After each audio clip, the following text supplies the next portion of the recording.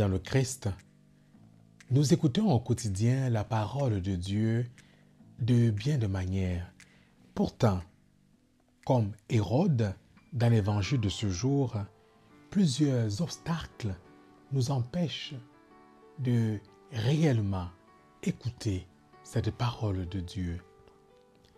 Dans l'évangile de ce jour, nous voyons qu'Hérode est en admiration devant la personne de Jésus-Christ. Hérode aime écouter Jésus-Christ. D'ailleurs, il reconnaît en Jésus-Christ un homme juste et il le protège, nous dit l'évangéliste.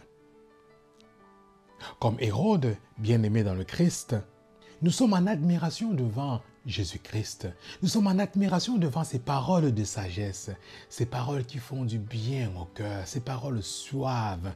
Nous sommes en admiration devant les miracles de Jésus-Christ, devant tout ce qu'il opère.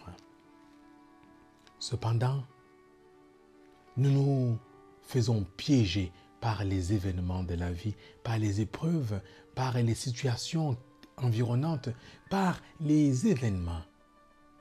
Tout comme Hérode s'est fait piéger par son serment fait à sa fille.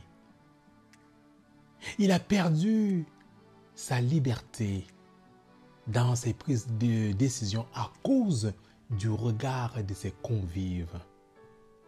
Pourtant, il aime écouter le Christ. Il aime écouter les paroles de Dieu de la bouche du Christ.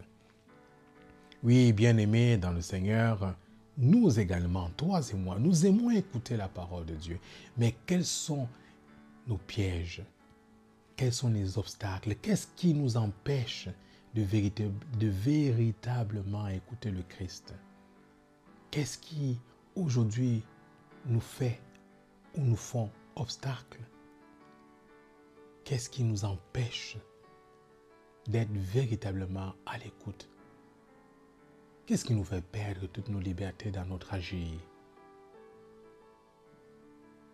Amen.